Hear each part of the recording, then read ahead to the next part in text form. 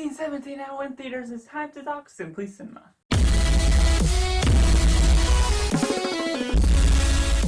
Hello everyone, I hope you're having a cinematastic day. I'm Josh, this is Simply Cinema, and before we get into my personal thoughts on this film, I'd love to hear what you thought about it down in the comments below. Was it good, was it bad, or was it just somewhere in between? Make sure to like this video if you enjoy it, and make sure to subscribe so you don't miss on future videos, because pretty soon I'll be doing my top 10 best movies of 2019. You want to miss that, so make sure to hit that subscribe button. But without further ado, let's begin. 1917 is set during World War I, and two British soldiers, Lance Blake and Lance Schofield, receive seemingly impossible orders to go out, send a message that is meant to save 1,600 men from going out into battle, into a trap against the Germans that they have to fight against. And along this journey, they have so many setbacks, many trials, and just a really tough journey to get to that message to the sergeant. With the positives, this film is really immersive. It does not hold back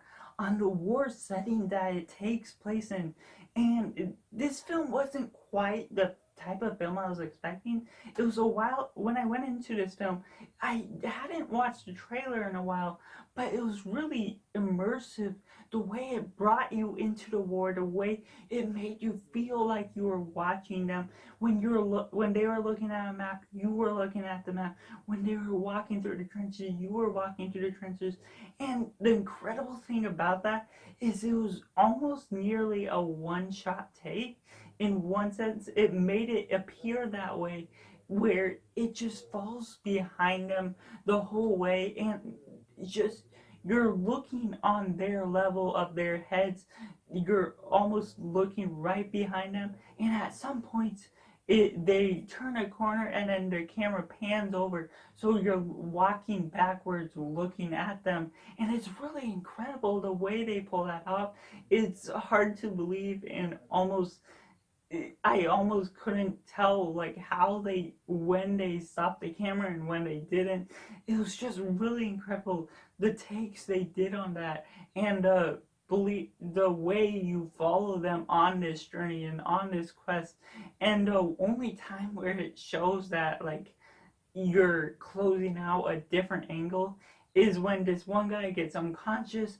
You're closing in on them, the camera sort of fades down, but then it opens up and you're in the same place and you're following them. Even as I thought this would be a more war-centric film, having this specific war battle, because I hadn't seen the specific trailer, I didn't necessarily know about this particular point in history or the synopsis going into it. It was still really incredible getting to discover what this film was about, the two messengers that had to deliver that message to the general. It was really incredible what had to take place in order to get there, and because of the way the filmography was presented, it was really just outstanding. The way they progress throughout the story, and the way that you do get there in nearly a day's worth of time. And as the story progresses, it gets a lot more tense for you, because you feel like you're so much more into the film, into the war itself, because of the way it's filmed, because you're going at eye level view of what they're seeing. And it's not like a first person point of view where you're seeing that right through their eyes. It's more of a third person where you're sort of in the background and no one is communicating to you as a character in the story, but you still feel like a character in the story, a silent character, because of the way that you're just wandering off with them and following them on this journey and on this quest to deliver a message.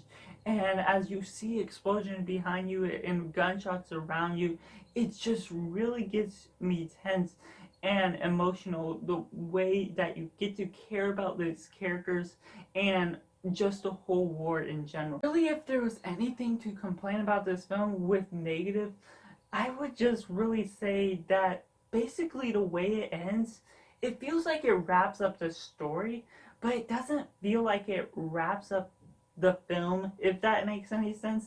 It felt sort of like there was supposed to be something else, something that was going to really wrap up the story in some sort of satisfying way. It was a minor complaint I would have, but it's still something there that I felt like there's supposed to be one more action scene, one more, some way to send off the character that we get at the end. Overall, this film was immersive. The way it brought you into World War One, along with the two messengers getting the British soldiers going to tell them about the attack from Germany, and it was just really enjoyable, intense, the way it drags you along through the journey.